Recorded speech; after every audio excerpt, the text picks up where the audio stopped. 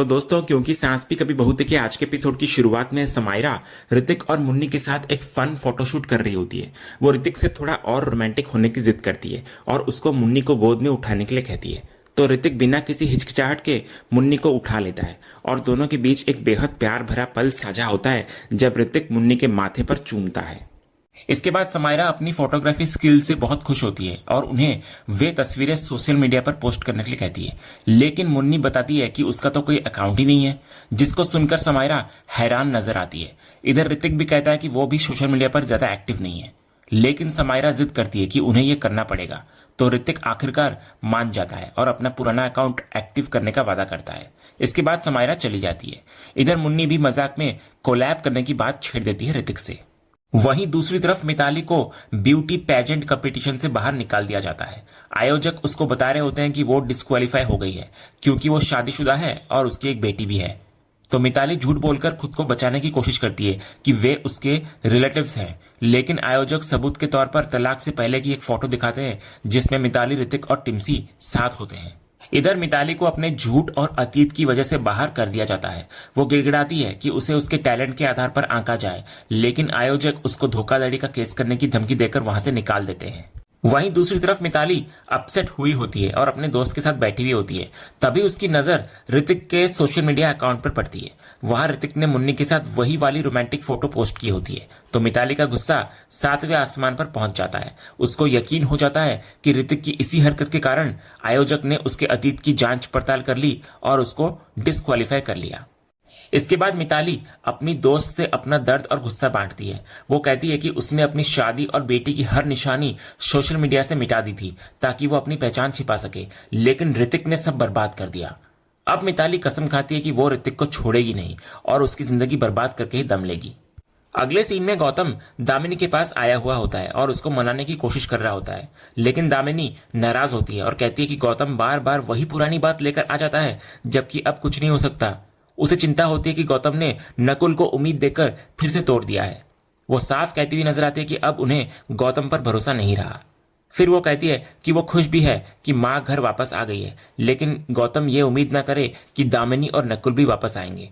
तो गौतम इस पर अपनी बेबसी जाहिर करता है। वो कहता है कि वे उसका परिवार हैं और परिवार साथ रहते हैं। वो मानता है कि उसने नकुल को वो सब नहीं दिया जो उसे चाहिए था, लेकिन माता पिता की मजबूरी का मतलब ये नहीं कि बच्चे रिश्ता तोड़ दें।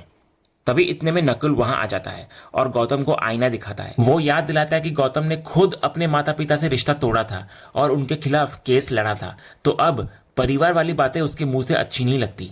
तो गौतम अपनी कमियां स्वीकार करता है, लेकिन एक पिता होने के नाते एक और मौका भी मांगता है। लेकिन नकुल का गुस्सा फूट पड़ता है। वो कहता है कि उसने गौतम को 2 बार मौके दिए, लेकिन हर बार निराशा ही हाथ लगी। वो शिकायत करता है कि उसके सारे दोस्त अमेरिका में हैं और वो यहाँ पर सड़ रहा है सिर्फ गौतम के कारण। तो इस पर गौतम नकुल को दूसरा नजरिया देने की कोशिश करता है। वो कहता है कि बाहर के हालात सुरक्षित नहीं है, युद्ध चल रहा है। वो भारत के टॉप कॉलेजों और यहाँ की कामयाबी की मिसाल देता है, लेकिन नकुल को ये सब बहाने लगते हैं। वो पार्थ का एग्जाम्पल देता है जो बाहर पढ़कर आया है। नकुल फिर साफ शब्दों में कहता हुआ नजर आता है कि यह गौतम की अपनी कमजोरी छिपाने का बहाना है। फिर वो दामिनी से कहकर चला जाता है कि उसे अब गौतम से कोई बात नहीं करनी, उसकी तरफ से सब कुछ खत्म हो चुका है। इधर नकुल के कड़वे शब्दों ने गौतम को तोड़ दिया था। आज उसे एहसास हो रहा था कि एक बेटा जब पिता से मुंह मोड़ता है तो दिल पर क्या गुजरती है। इसके बाद गौतम हैरान होकर दामिनी से पूछता है कि नकुल ये क्या बोलकर गया। उसे यकीन नहीं हो रहा होता कि उसका बेटा उससे रिश्ता खत्म करने की बात कर रहा है। वो दामिनी से सवाल करता है कि क्या अब वो उसका बेटा नहीं रहा, वो ऐसा कैसे बोल सकता है। तो दामिनी उसे उसकी ही कड़वी यादों का आईना दिखाती है। वो याद दिलाती है कि गौतम ने भी कई बार गुस्से में अपनी माँ को बहुत कुछ सुनाया था। शायद उसे अंदाजा भी नहीं कि उसने माँ का दिल कितनी बार दुखाया है। ये कहकर दामिनी वहां से निकल जाती है। तो अकेला गौतम अपनी माँ के साथ किए गए बुरे बर्ताव को याद करने लगता है। उसे वो सारे पल याद आने लगते हैं जब उसने अपनी माँ की कदर नहीं की और हर वक्त उन्हें गलत समझा। फ्लैशबैक में उसे दिखाई देता है कि उसकी नफरत के बावजूद तुलसी हमेशा उसका ख्याल रखती थी। उसे वो दिन भी याद आते हैं जब उसने इल्जाम लगाया था कि तुलसी की वजह से उसकी फैमिली उसके साथ नहीं है और तुलसी ने उससे सिर्फ एक मौका मांगा था, लेकिन गौतम ने माँ के आंसुओं और बातों को बेमानी बताकर ठुकरा दिया था। आज वक्त का पहिया पूरा घूम चुका होता है। गौतम उसी जगह खड़ा होता है जहां कभी उसकी माँ खड़ी थी, अपनों से ठुकराया हुआ और एक मौके की भीख मांगता हुआ। उसे अब समझ आ रहा होता है कि एक माँ का दिल दुखाने का अंजाम क्या होता है। इस सीन में अजय के घर पर उसकी माँ इंदिरा ने मीना बहन और उनकी बेटी संजना को बुलाया होता है। अजय को संजना से मिलवाया जाता है। इधर अजय जाने की कोशिश करता है क्योंकि सनी परी के पास है, लेकिन उसके पिता उसे रोक लेते हैं। इधर इंदिरा बताने लगती है कि वे अजय और संजना की शादी करवाना चाहते हैं ताकि सनी को एक माँ मिल सके। मीना बहन साफ करती है कि उन्हें सनी से कोई दिक्कत नहीं है और संजना उसे अपना बेटा समझेगी। तभी अजय को परी का फोन आता है। परी सनी को घर ड्रॉप करने की बात करती है, लेकिन अजय संकोच में कोई ठीक जवाब नहीं दे पाता और बाद में कॉल करने का कहकर फोन काट देता है। इधर संजना को शक होता है और वो बार बार परी के बारे में पूछती है कि वो कौन है। तो इंदिरा बात को संभालने के लिए कहती है कि परी सनी की स्कूल फ्रेंड की मम्मी है, लेकिन अजय सच बोलता हुआ नजर आता है। वो कहता है कि परी न सिर्फ सनी की दोस्त की माँ है बल्कि उसकी एक्स वाइफ भी रह चुकी है। वो कहता है कि उनका तलाक हो चुका है, लेकिन वे अब भी अच्छे दोस्त हैं। तो इंदिरा परी की बुराई करके बात को दबाने की कोशिश करती है, लेकिन अजय साफ करता हुआ नजर आता है कि उसका परी और बच्चों का रिश्ता बहुत गहरा है। तो इस पर संजना अजय की ईमानदारी की तारीफ करती है, लेकिन एक शर्त भी रखती हुई नजर आती है कि वो शादी के लिए तभी तैयार होगी जब अजय अपनी एक्स वाइफ परी से रिश्ता तोड़ देगा। तो इंदिरा तुरंत हामी भर देती है, लेकिन अजय भड़क जाता है। वो संजना और उसकी माँ को खरी खोटी सुनाता है कि वे यहाँ रिश्ता जोड़ने आई हैं, लेकिन बातें रिश्ता तोड़ने की कर रही हैं। अजय साफ शब्दों में कहता है कि वो इस शादी के लिए अभी तैयार नहीं है, खासकर तब जब उसकी दोस्ती और वफादारी पर सवाल उठाया जा रहा है।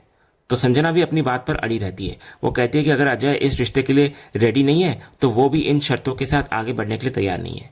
संजना की माँ भी इंदिरा से कहती है कि वे अभी चलते हैं और जब अजय तैयार हो जाए तो उन्हें बता दें। ये कहकर वे दोनों वहां से निकल जाती हैं और अजय भी गुस्से में घर से निकल जाता है, पीछे अपने माता पिता को हैरान छोड़कर।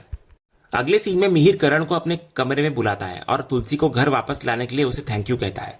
तो करण इनकार करता है और इसका सारा श्रेय गौतम को देता है, लेकिन मिहिर को सब पता होता है। वो कहता है कि तुलसी ने उसको सब कुछ बता दिया है कि कैसे करण ने गौतम को मनाया था। तो करण मान लेता है कि उसके पास कोई रास्ता नहीं था, क्योंकि सिर्फ गौतम ही तुलसी को वापस ला सकता था। वो बताने लगता है कि गौतम से बात करना उसके लिए एक बड़ा टास्क था, लेकिन गौतम ने उसकी बात मान ली। इधर करण गौतम की तारीफ भी करता है कि वो ऊपर से सख्त है, लेकिन अंदर से माँ की तरह ही सॉफ्ट दिल का है। तो मिहिर भी दोनों भाइयों के बीच की कड़वाहट को लेकर चिंता जाहिर करता है। वो चाहता है कि उनके बीच की दूरियां मिट जाए। करण कहता है कि कभी कभी वक्त के निशान मिटाना मुश्किल होता है। उसे खुशी भी होती है कि माँ घर आ गई है और फैमिली कंप्लीट हो गई है, लेकिन मिहिर उसको टोकता है कि फैमिली अभी कंप्लीट नहीं हुई है, क्योंकि गौतम, नकुल और दामिनी को भी यहाँ होना चाहिए। वो करण से बैंगलोर जाकर गौतम को मनाने और वापस लाने के लिए कहता है।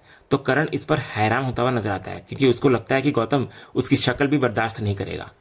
लेकिन मिहिर उसको समझाता है कि वो तुलसी को खुश देखना चाहता है और अगर करण गौतम को वापस ले आए तो तुलसी बहुत खुश होगी। तो इस पर करण कहता है कि वो मिहिर के लिए कुछ भी करने को तैयार है, लेकिन वो एक राय भी देता है कि गौतम को खुद आने देना चाहिए। अगर वो अपनी मर्जी से आएगा तो हमेशा के लिए आएगा। तो इस पर मिहिर भी करण की बात को मान लेता है और उसको जाने से रोक देता है। एक पिता की ख्वाहिश और बेटे की समझदारी, दोनों का मकसद एक ही था, बिखरे हुए परिवार को एक करना। लेकिन अब फैसला वक्त और गौतम के हाथों में होता है। इस सीन में अंगद वृंदा को एक सुनसान जगह पर बुलाता है। वो घबराया हुआ होता है और उसे वो पत्थर दिखाता है जो बिक्कू दादा ने दिया है। वो खुलासा करता है कि उसे ये पत्थर वृंदा पर फेंकने के लिए दिया गया है। तो वृंदा ये सुनकर हैरान नजर आती है। अंगद का दिमाग काम नहीं कर रहा होता। वो सब कुछ छोड़कर वापस जाने की बात करता है, लेकिन वृंदा उसको रोकती है और कहती है कि वे वापस जाने के लिए नहीं आए हैं। तो इस पर अंगद गुस्से में पूछता है कि क्या वो चाहती है कि वो उस पर पत्थर फेंके। तो वृंदा कहने लगती है, फेंको। फिर वृंदा समझाती है कि जब अंगद फैक्ट्री में घुसने के लिए मार खा सकता है तो वो क्यों नहीं। तो अंगद भड़क जाता है। वो एक पति होने के नाते उसको नुकसान पहुंचाने से साफ मना कर देता है। वो अड़ा हुआ होता है कि वो पत्थर नहीं फेंकेगा, चाहे कुछ भी हो जाए। तो इस पर वृंदा अंगद को उनके मिशन की अहमियत समझाती है। वो याद दिलाती है कि फैक्ट्री को भारी नुकसान हो रहा है और वे ऐसे हार मानकर वापस नहीं जा सकते। वो एक छोटी सी चोट सहने को तैयार है, क्योंकि माँ पापा ने उन पर भरोसा किया है। वृंदा का मानना होता है कि इस एक चोट से अंगद को नौकरी मिल जाएगी और वे मिलकर फैक्ट्री की गड़बड़ पकड़ लेंगे। तो इस पर अंगद वृंदा की हिम्मत देखकर उसको गले लगा लेता है, लेकिन उसका मन अब भी गवाही नहीं दे रहा होता। तो वृंदा उसको समझाती है कि उन्हें एक दूसरे के खिलाफ खड़े होकर ये जंग जीतनी होगी। अंगद वर्कर्स का भरोसा जीतेगा और वृंदा मैनेजमेंट का। तो इस पर अंगद की आंखों में बेबसी होती है। वो भावुक होकर वृंदा को कहता है कि उसे कुछ समझ नहीं आ रहा है, उसे मजबूर ना किया जाए। उसका हाथ अपनी पत्नी को चोट पहुंचाने के लिए नहीं उठ सकता। लेकिन वृंदा उसको सांत्वना देती है और कहती है कि इसे उनकी परीक्षा समझ ले। अगली सुबह फैक्ट्री के गेट पर वर्कर्स हड़ताल कर रहे होते हैं। वे बृंदा बिरानी हाय हाय के नारे लगा रहे होते हैं और अपना अधिकार मांग रहे होते हैं। तो विक्रांत दिखावे के लिए उन्हें शांत कराने की कोशिश करता है, लेकिन बृंदा खुद वहां पहुंच जाती है। तो विक्रांत बृंदा को आगे जाने से रोकता है, लेकिन बृंदा अड़ी रहती है कि क्योंकि उसका नाम लिया जा रहा है तो वो खुद जाकर बात करेगी। फिर वो हाथ जोड़कर सबको शांत होने की अपील करती है, लेकिन कोई नहीं सुनता। वहीं बिक्कू मंगल को इशारा करता है कि जो अंगद के पास जाता है। वो अंगद के हाथ में पत्थर थमाता है और उसको अपनी नौकरी पक्की करने के लिए बृंदा पर वार करने को कहता है। तो अंगद पत्थर थामे खड़ा होता है। उसकी आंखों में बेबसी और आंसू होते हैं। वो मन ही मन बृंदा से माफी मांगता है और फैसला करता है कि वो खुद को चोट पहुंचा सकता है, लेकिन बृंदा को नहीं। तभी बृंदा दूर से अंगद को देख रही होती है और समझ जाती है कि अंगद ऐसा नहीं कर पाएगा। तो वो सोचती है कि उसे खुद अंगद के पास जाना होगा। अंगद के हाथ से पत्थर अचानक छूटकर गिर जाता है। तभी भारती जो पास ही खड़ी होती है पत्थर उठाकर वापस अंगद के हाथ में देती है। वो उसको उकसाती है कि क्या उसे नौकरी प्यारी नहीं है। वो उसे पत्थर फेंकने के लिए कहती है। इसके बाद हम देखते हैं कि अंगद आखिरकार पत्थर फेंकता है, लेकिन जानबूझकर दूसरी दिशा में, ताकि बृंदा को चोट न लगे। लेकिन किस्मत का खेल देखिए, बृंदा अचानक उसी दिशा में आ जाती है और पत्थर सीधे उसके सिर पर लग जाता है। बृंदा गिर पड़ती है और उसको चोट लग जाती है। सब लोग उसको संभालकर अंदर ले जाते हैं।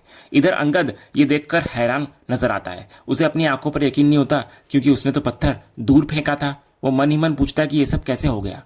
दूसरी तरफ ऑफिस के अंदर विक्रांत का आदमी पुलिस को भड़काने में लगा होता है। वो गवाही देता है कि उसने खुद देखा कि एक नए एम्प्लॉय ने जानबूझकर बृंदा मैडम को पत्थर मारा। इधर डॉक्टर बृंदा की पट्टी कर रहे होते हैं, जबकि वो आदमी पुलिस से कड़ी कार्रवाई की मांग कर रहा होता है।